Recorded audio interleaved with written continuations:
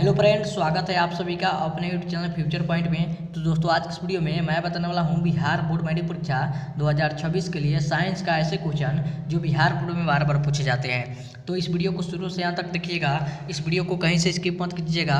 और यदि दोस्तों अगर आप इस चैनल पर नए हैं तो चैनल को सब्सक्राइब कीजिएगा और वीडियो को लाइक जरूर कीजिएगा। तो चलिए स्टार्ट करते हैं आज का वीडियो। तो दोस्तों, यहाँ पे आपका पहला क्वेश्चन है, प्रकृति में ऑक्सीजन का संतुलन कैसे बना रहता है।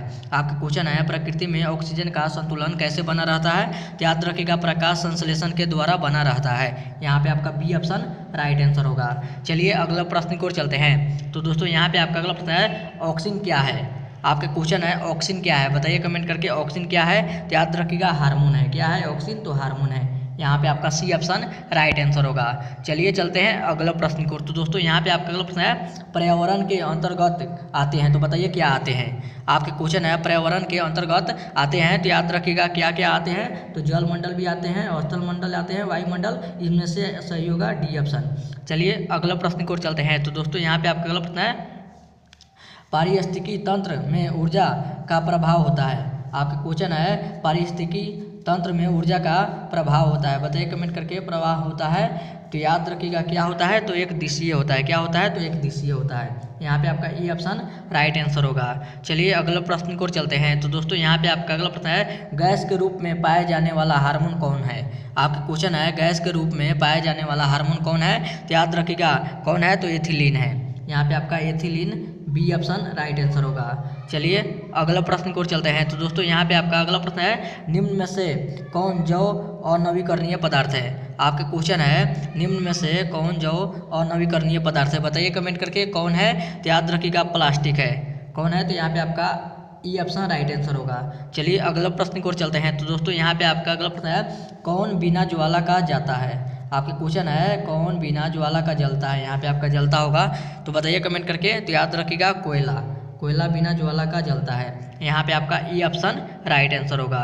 चलिए अगला प्रश्न की ओर चलते हैं। तो दोस्तों, यहाँ पे आपका अगला प्रश्न है, वे पदार्थ जो जैविक प्रक्रम द्वारा प्रघातित हो जाते हैं उसे क्या कहते हैं। आपके क्वेश्चन है, वे पदार्थ जो जैविक प्रक्रम द्वारा प्रघातित हो जाते हैं उसे क्या कहते हैं। तो याद रखिएगा उसे क्या कहते हैं, तो जैव नवीकरणीय कहते हैं। यहाँ पे आपका ई ऑप्शन राइट आंसर होगा। चलिए अगला प्रश्न की ओर चलते हैं। तो दोस्तों, यहाँ पे आपका अगला प्रश्न है, ओजोन के एक अणु में कितने परमाणु होता है। आपका क्वेश्चन है, ओजोन के एक अणु में कितने परमाणु होते हैं। तो याद रखिएगा 3 होते हैं। कितने होते हैं, तो 3 होते हैं। यहाँ पे आपका सी ऑप्शन राइट आंसर होगा। चलिए अगला प्रश्न की ओर चलते हैं। तो दोस्तों, यहाँ पे आपका अगला प्रश्न है, जब 2 हल्के नाभिक आपस में जुड़कर एक नाभिक निर्माण करते हैं उसे क्या कहते हैं।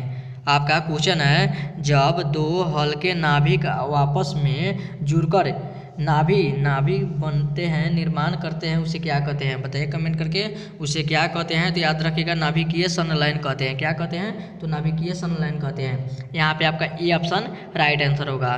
चलिए अगला प्रश्न की ओर चलते हैं। तो दोस्तों, यहाँ पे आपका अगला प्रश्न है, निम्न में से कौन एक उत्तम ईंधन है। आपका क्वेश्चन है, निम्न में से कौन एक उत्तम ईंधन है। बताइए कमेंट करके कौन है। तो याद रखिएगा एलपीजी है। कौन है, तो एलपीजी है। यहाँ पे आपका डी ऑप्शन राइट आंसर होगा। चलिए अगला प्रश्न की ओर चलते हैं। तो दोस्तों, यहाँ पे आपका अगला प्रश्न है, पराबैंगनी किरण से कौन सा रोग होता है। आपका क्वेश्चन है, पराबैंगनी किरण से कौन सा रोग होता है। तो याद रखिएगा बुखार होता है। कौन सा रोग होता है, तो बुखार होता है। यहाँ पे आपका बी ऑप्शन राइट आंसर होगा। चलिए अगला प्रश्न की ओर चलते हैं। तो दोस्तों, यहाँ पे आपका अगला प्रश्न है, ग्लोबल वार्मिंग के लिए कौन सा गैस उत्तरदायी है। आपका क्वेश्चन है, ग्लोबल वार्मिंग के लिए कौन सा गैस उत्तरदायी है। बताइए कमेंट करके कौन सा गैस उत्तरदायी है। याद रखिएगा कार्बन डाइऑक्साइड है। क्या है, तो कार्बन डाइऑक्साइड उत्तरदायी है। यहाँ पे आपका बी ऑप्शन राइट आंसर होगा। चलिए अगला प्रश्न की ओर चलते हैं। तो दोस्तों, यहाँ पे आपका अगला प्रश्न है, स्वच्छ जल का पीएच मान होता है। तो बताइए कितना होता है। आपका क्वेश्चन है, स्वच्छ जल का पीएच मान कितना होता है। तो याद रखिएगा 7 होता है। यहाँ पे आपका ई ऑप्शन राइट आंसर होगा।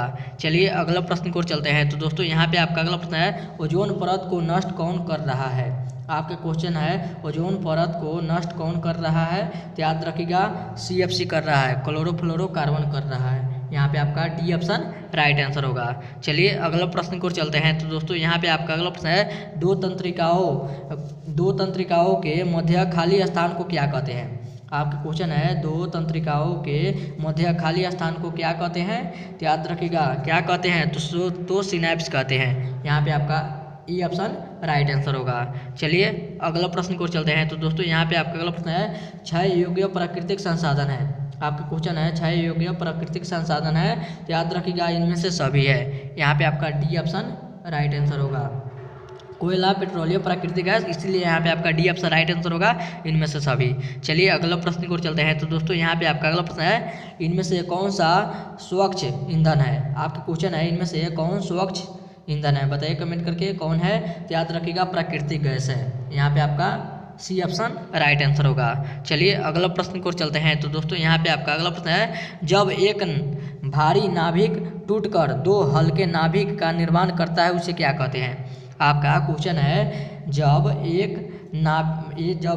भारी नाभिक टूटकर हल्के नाभिक का निर्माण करता है तो उसे क्या कहते हैं, बताइए कमेंट करके उसे क्या कहते हैं। तो याद रखिएगा नाभिकीय विखंडन कहते हैं। यहाँ पे आपका बी ऑप्शन राइट आंसर होगा। चलिए अगला प्रश्न की ओर चलते हैं। तो दोस्तों यहाँ पे आपका अगला प्रश्न है, चुंबकीय क्षेत्र का एसआई मात्रक क्या है। आपका क्वेश्चन है, चुंबकीय क्षेत्र का एसआई मात्रक क्या है। तो याद रखिएगा क्या है, तो टेस्ला है। यहाँ पे आपका बी ऑप्शन राइट आंसर होगा। और ये था आपका वीडियो का लास्ट क्वेश्चन।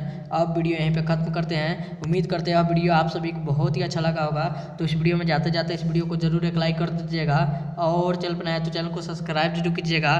तब तक मिलते हैं अगले वीडियो में, तब तक bye bye, thank you for watching. मिलते हैं अगले वीडियो में।